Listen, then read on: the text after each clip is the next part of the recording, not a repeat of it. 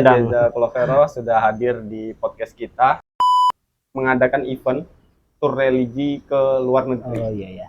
Singapura dan Malaysia. Sudah dikasih sarapan, tapi pas ditanya lagi sudah sarapan atau belum, ngakunya belum semuanya. Itu gimana kisahnya itu, Mas? Nah, kalau Mas Angga sendiri mempelajari atau tertarik dengan ekonomi syariah ini asalnya dari mana gitu? Jatah umur berbanding lurus sama jatah rezeki. Iya.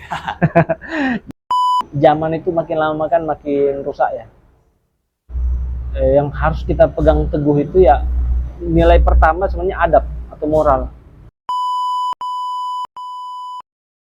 Assalamualaikum warahmatullahi wabarakatuh. Kembali lagi bersama saya Doni Pamungkas dalam acara podcast Peduli Gen Z. Jangan diremehkan, manajemen kita ini luar biasa gitu ya. Seperti itu. Masih berlanjut dari hasil stalking saya di medsosnya Mas Angga. Mas Angga dan zaman itu generasi penerus ya mengadakan event tur religi ke luar negeri. Oh iya. Singapura dan Malaysia. Nah, boleh diceritakan Mas bagaimana kemudian event itu bisa terlaksana? Iya. Kalau mengingat momen itu luar biasa sih. Saya aja nggak nyangka bisa jadi bagian di perjalanan itu. Itu kan bukan yang satu hal yang bisa dilakukan setiap saat gitu kan. Ya. Kita kebetulan bisa dapat momen, kita manfaatkan momennya dengan baik, terjadilah gitu kan. Perjalanan Singapura Malaysia. Waktu itu kita namanya tur. Kalau bicara ini agak panjang lebar, nggak apa-apa ya. Soalnya seru sekali. Waktu itu kan penginisiasinya ya ini Pak Haji Gofar. Terus ada Pak Haji Mugi. Di kepengurusan muda-mudi. Jadi waktu itu rencananya gini, kepengurusan muda-mudi mau mengadakan kegiatan ini dengan tujuan bisa menjadi contoh yang lain. Kita bisa buka mata bahwa budaya-budaya di tempat lain tuh tidak sama seperti kita di sini gitu. Jadi enaknya kalau kita bisa tahu bagaimana budayanya tempat lain itu, kita jadi toleransi itu kuat. Nah waktu itu tour guide kita namanya Mbak Yani. Dia nyampaikan satu quotes, cuma lupa saya dari siapa. Bahasa quotesnya begini. Hal yang akan kamu sesali 20 tahun lagi adalah hal yang sekarang ini kamu tidak lakukan. Oke. Kamu akan menyesali hal yang tidak kamu lakukan 20 tahun yang lalu. Itu yang bikin kita harus terlaksana nih kegiatannya. Cari info sana sini. Beliau orang mana, Mas? Orang Manggar. Oh. Cuma saya kurang tahu sekarang, kayaknya bukan di Balikpapan beliau. Itu memang beliau punya punya pengalaman luas. Soalnya saya tahu dia sudah yang jago bahasa Inggris nih. Jago bahasa Inggris. Dia sudah pernah ke Italia, ke Jerman, pokoknya daerah Eropa gitu. Jadi kayak kami banyak minta saran, minta masukan dari beliau kan. Nah, begitu kita terlaksana, betul-betul namanya kita nggak jago-jago bahasa Inggris lah ya. Bahasa sederhana dengan bahasa Balikpapan malah kita ke main jalan ke Malaysia, Singapura, beradaptasi dengan gaya bicara di sana. Alhamdulillah kita punya punya kenalan, punya teman di sana. Ada saudara juga di sana. Kita kebetulan ada orang Balikpapan juga. Mbak Kiki waktu itu tinggal di sana. Jadi kita punya pegangan lah selama di sana, kemana aja. Dan betul-betul waktu itu perjalanan biaya murah lah. Pas sekarang kita lebih kenal backpacker ya istilahnya. Backpackeran aja. Jadi nyari tiket di tanggal yang paling murah, pokoknya bagaimana menekan. Soalnya kami ingin perlihatkan gini, tidak butuh biaya besar sih kalau mau melancong. Yang penting niat. Kita punya niat untuk melakukan kan. Jadi kami sudah jalan ke sana, akhirnya kita melihat-lihat kotanya orang, bahkan kita sempat ngajak tanding ya, kebetulan karena pemuda ya, banyak kan penyuka sepak bola. Akhirnya kita main bola di sana. Sempat ke Bukit Jalil juga ya? Iya. Malaysia. Sempat main, itu bukan enggak main di dalam, ini cuma lihat stadionnya aja ya, dalam rangkaian turnya. Enaknya backpacker itu turnya itu perjalanannya kita ngatur-ngatur sendiri gitu. Kita mau ke sini ke sini ke sini, yang penting kita hafal bisa ngatur jadwalnya. Jangan sampai soalnya namanya kita di luar kota kan, luar negeri, apalagi bukan luar kota, luar negeri ya, itu harus lebih disiplin masalah jadwal. Karena kita tidak tahu kondisi di sana kan. Waktu di sana pakai kendaraan umum atau ada charteran gitu, Mas? Untuk perjalanan yang tidak terjal kita banyak pakai kendaraan umum. Selebihnya mungkin lebih banyak jalan kaki. Oh gitu. Iya. Jadi betul-betul menghemat lah. Apalagi namanya anak muda, masa sih kuat-kuat aja. Apalagi kalau pertama kali ke daerah yang baru gitu. Ke daerah yang baru kan lebih enak soalnya kalau kita jalan kaki menikmati. Cuma kalau untuk yang agak jauh kita pakai transportasi umum, naik bis, ada naik kereta gitu. Ya, terus ada yang kisah lucunya nih. Sudah dikasih sarapan, tapi pas ditanya lagi sudah sarapan atau belum, ngakunya belum semuanya. Itu gimana kisahnya itu, Mas? Ya ini kembali masalah budaya sih. Jadi namanya kita Indonesia biasanya makan nasi. Ya. Di sana disodorin roti. Rotinya sih dimakan. Roti ya, ini sarapan ini ya? Ini sarapan ya? Tapi namanya Indonesia biasa makan nasi, dikasih roti, belum sarapan, cuma snack aja. Di Singapura. Di Singapura. Waktu di Singapura ya. Di Singapura penerimanya baik sekali, saudara-saudara di sana ya. Kita bahkan di Malaysia, bahkan kita diajak ini loh, apa namanya, semacam pengenalan kampus. Pengenalan kampus? Iya. Jadi memang kayaknya di luar negeri ini kampus-kampus di sana itu kan sering mengadakan apa sih, pameran. Oh dia terbuka gitu Mas? Dia terbuka iya. Soalnya mereka kan ngincar orang untuk sekolah di tempatnya itu kan bukan dari negaranya saja, tapi dia memang nyari ke luar negeri gitu. Banyak beasiswa yang ditawarkan untuk sekolah ke kampus-kampus di luar. Nah, ini kayaknya yang banyak diambil alih oleh banyak anak-anak Indonesia yang sekolah ke luar negeri free. Jadi memang beasiswa itu full scholarship, jadi menanggung semua, bahkan sampai biaya hidup pun ditanggung. Kayak ya di Jepang gitu Mas ya? Iya, banyak di Jepang, di Australia, dan beasiswa. Dengan adanya sosmed semua itu terbuka gitu. Jadi itu bukan hal yang kalau dulu kan tidak semua orang bisa tahu ya.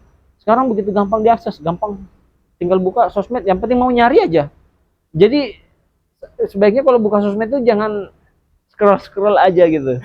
Ya kan? Tapi ada juga yang memang tujuannya dicari apa sih yang mau dicari. Jadi sosmed itu tidak sekedar sebagai lahan, ya kan? Ya, bisa jadi tambahan pengetahuan. Gitu sih. Ini menginspirasi ya teman-teman. Jadi kalau misalkan, karena harga tiket ke luar negeri khususnya kayak Singapura, Malaysia itu tergolong lebih terjangkau daripada dari Balikpapan ke Jawa gitu ya. Malah malah lebih murah kita ke Singapura dan Malaysia, apalagi di masa-masa promo gitu ya. Ini bisa jadi inspirasi juga barangkali di next generation ini bisa lagi melakukan perjalanan tur religi ini, atau zaman itu namanya ASEAN Friends Tour ya. ASEAN Friendship Tour kita kasih nama sebagai ASEAN Friendship Tour. Ini luar biasa teman-teman. Sebelum itu, ini tahun berapa Mas? 2013. 2013 nya ya? 10 tahun yang lalu. Persis 10 tahun yang lalu. Oh, sering reunian ya timnya. Saya rasa iya, maksudnya gini. Biayanya murah. Yang penting ada niat.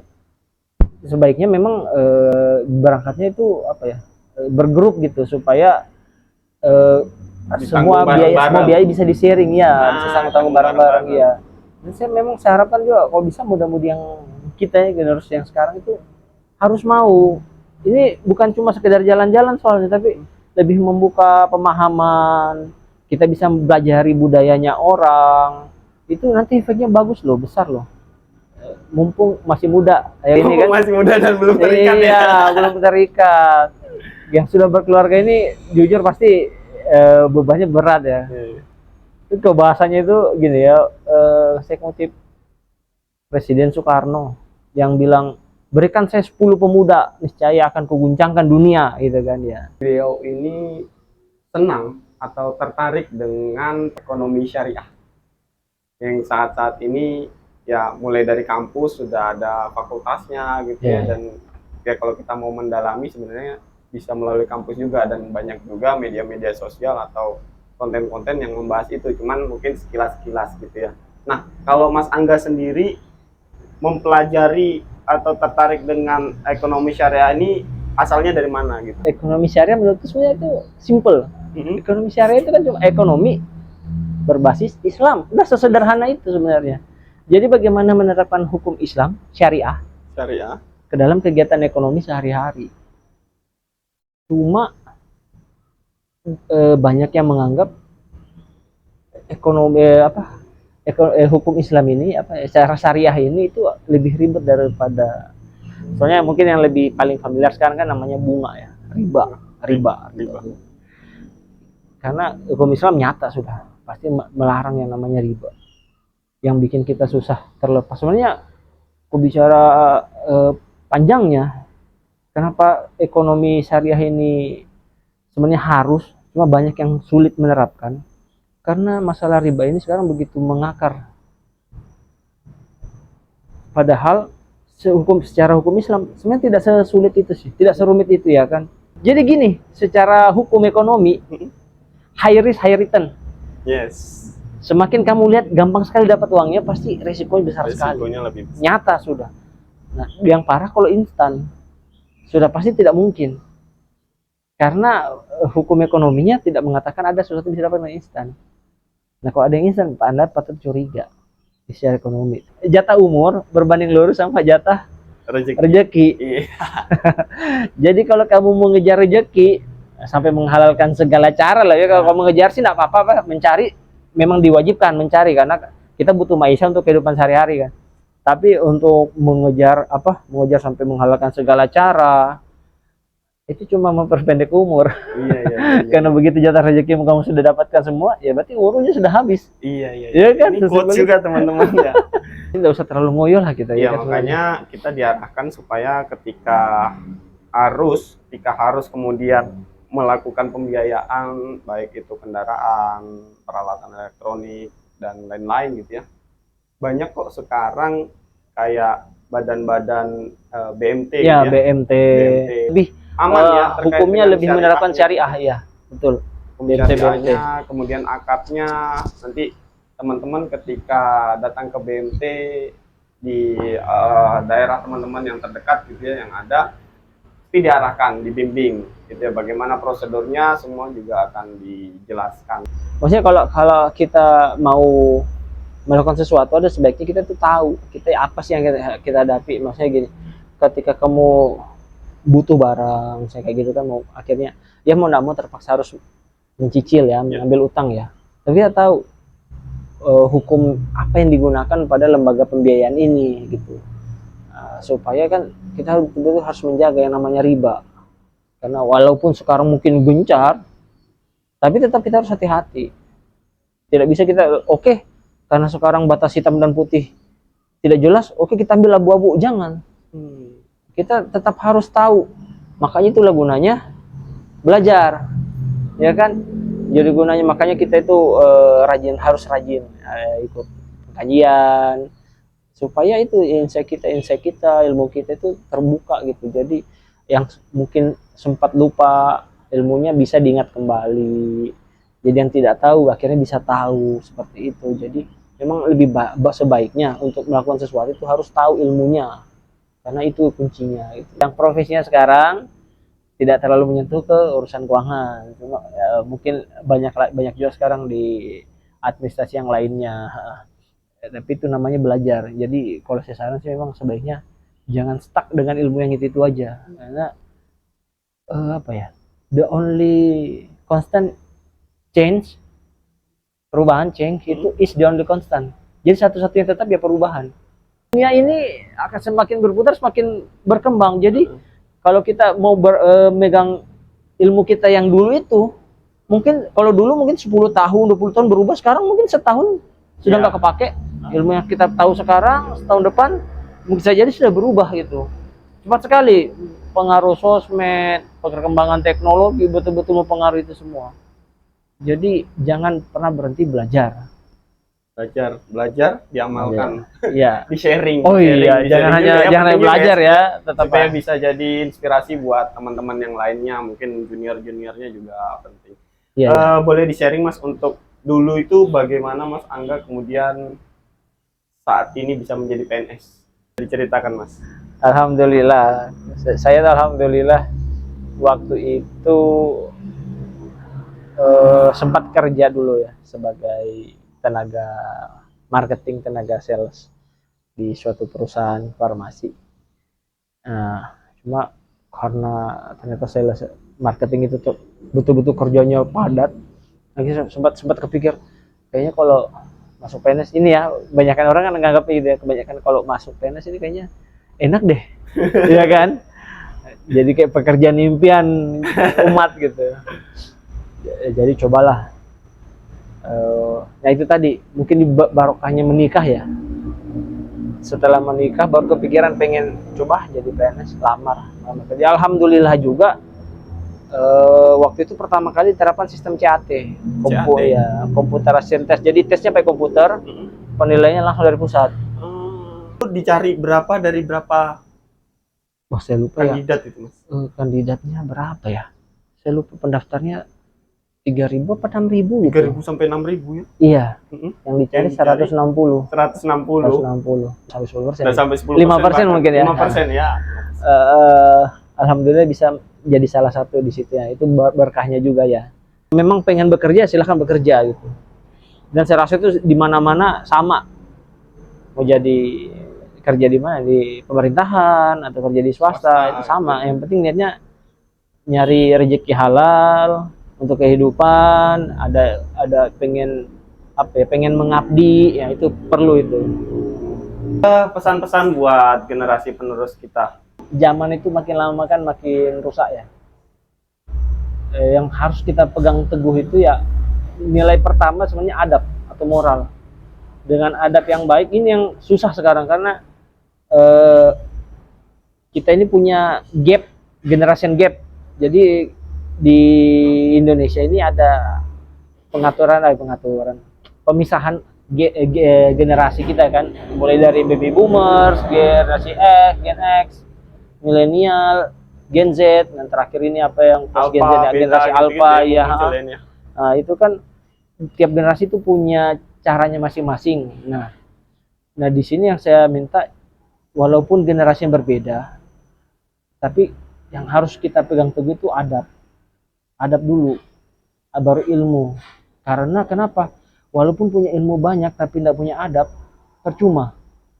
Lebih bagus adabnya baik, ilmunya nyusul setelah itu. Karena membuat kita manusia sebagai manusia ya karena adabnya. Jadi gitu. Jadi saya saran kepada teman-teman generasi penerus yang mau memulai, kita belajar dari adab dulu, kita perbaiki adab dulu, moral kita, karena yang membuat negara tetap bisa aman ya dari generasi penerus yang punya adab. Seperti itu ya teman-teman. Oke, kita catat, dan tentunya harapan kami berdua khususnya teman-teman bisa mengambil hikmah dari konten ini. Seperti itu teman-teman, sharing atau obrolan singkat kami ya. Sementara ini buat teman-teman terima kasih, dan alhamdulillah jazakumullah khairan sudah lakukan subscribe untuk channel ini, dan semoga dapat menginspirasi teman-teman semua, bisa bermanfaat, ada hikmah yang bisa diambil dan membawa kebarokahan. Alhamdulillah jazakallahu khairan Mas Angga atas kehadirannya di sini. Amin. Luar biasa ya, sudah diundang ini ya kan? Iya, karena ini tidak semua narasumber yang bisa kita undang ke sini, hanya narasumber yang terpilih tentunya ya. Karena biasa Mas Angga menjadi salah satu kebanggaan narasumber yang terpilih, maka nanti bisa kita keluarkan sertifikat sebagai narasumber podcast. Harusnya makin banyak yang bisa ke sini sih. Saya kalau saya melihat kan yang lagi hype memang dunia podcast ya. Jadi banyak insight baru, jangan kita batasin bahwa podcast itu hanya bahas ini dan itu, tapi kita bisa luas gitu. Jadi teman-teman kalau mau mendatangkan, misalnya Mas Doni pengen datangkan narasumber baru ya, lihat aja saran-saran teman, pengennya mereka bahas tema apa gitu kan. Gitu. Boleh, silakan buat teman-teman semua, barangkali ada yang mau dibahas, terutama terkait dengan keuangan mungkin, atau bagaimana bisa sukses pengusaha yang lain di bidang apa. Komen di kolom komentar ya. Jangan lupa teman-teman subscribe loh ya, subscribe. Baik, terima kasih. Saya ucapkan alhamdulillah jazakumullah khairan. Assalamualaikum warahmatullahi wabarakatuh. Ya.